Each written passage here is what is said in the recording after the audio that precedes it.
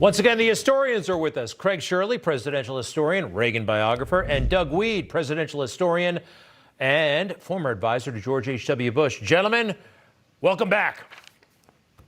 Hello, Greg. How are you? Hi. All right, terrific. Thanks, Greg. I want to show you something, and tell me if I'm crazy, but I really think that presidential demeanor is important, and I think President Trump had a more presidential demeanor than Joe Biden.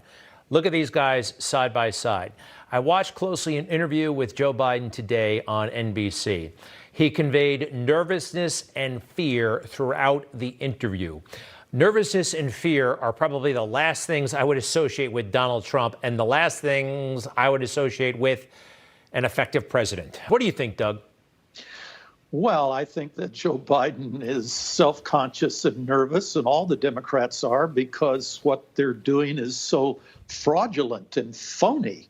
And they know that many Americans, if not most Americans, know it. I mean, when Joe Biden takes credit for the vaccines, when they now take credit for jobs, imagine that. Donald Trump is the jobs president, and that drives them up the wall. They got to get that back.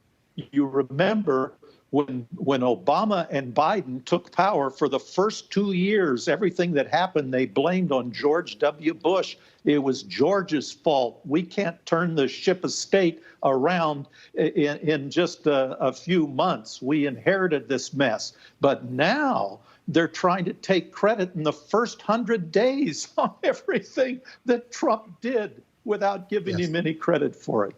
Here we go, Vice President Kamala Harris on that jobs thing.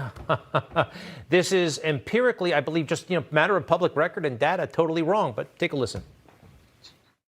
In 100 days, we have created more new jobs than any other administration in history. Craig? She's just in fantasy land. She doesn't know anything, and she's proving it to the world. These were jobs that were created under Donald Trump that have carried over into this administration, or the jobs that maybe she's thinking of are the make-work government type jobs that are temporary and ephemeral, that don't really count. They're I don't know how to describe them except make work. You know, raking leaves in a park is not a real job. So she's not up to speed. She's not ready for prime time. I don't personally feel comfortable that she's our vice president. She's making things up as she goes along, like claiming that they do all these things in the first 100 days. They're claiming more in 100 days than God did in 7 days. She seemed to have a little bit of a total confidence, actually, Doug. Total and complete confidence when she said that, knowing that the media would not call her out on it. Yeah, well, that's a great advantage. They know that the media won't call them out, as you say, and that they will actually run interference or protect them when they say something false. And it's not just the television media, it's big tech. Google will protect them. You can't even look these things up. I can tell you a country that created thousands of jobs immediately, and that was the Soviet Union. If the government hires government employees, of course it can create jobs. But the jobs that matter, that create wealth, that make dreams come true, were the jobs that came to those hardworking Catholic laborers in those industrial states that Donald Trump won in 2016.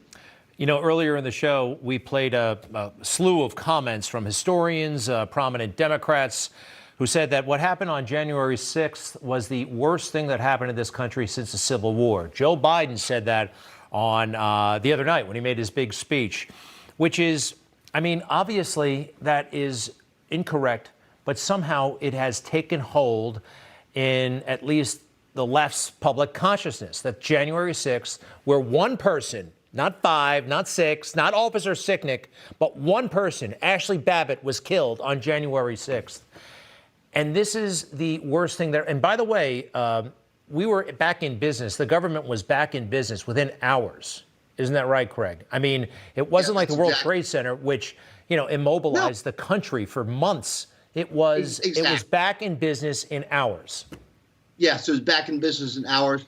The left is trying to politicize this event to its fullest advantage for themselves. They forget the JFK's assassination, the Vietnam War, Watergate. You know, we've gone through many crises since the Civil War this pales in comparison to these many crises. World War I, World War II, the Great Depression, you name it. There are myriad crises that we've gone through that are much bigger than this minuscule event. And it's just laughable that Biden and his cohorts in the media would claim this is the worst event since the Civil War. It's just nonsense. Doug, predictions? I'll tell you what's chilling to me is the very morning that Joe Biden gives his speech to the joint session in which he's going to call for unity, he sends his FBI in to raid the residence of his political opponent's attorney. That's a scene out of Nazi Germany. I haven't seen anything like that in America in a long, long time. They've got Trump living somewhere in their brain, and they can't get rid of him. Well, they're doing everything they convinced themselves that Donald Trump was doing or wanted to believe or just lied about that Donald Trump was doing. It's kind of amazing. Thank you, gentlemen. I'm so glad you're here with us. Craig and Doug, to be continued for sure, and we'll be right back. And Doug Wead, your excellent service in government at the White House and in the private sector. I think it'll depend a lot on the president. And I went into the Oval Office and Barbara was there. Jared Kushner said to me, and I've seen that all through history, they want cheap labor. And I mean really behind the scenes, but he is respected by everybody. So he had access to everybody.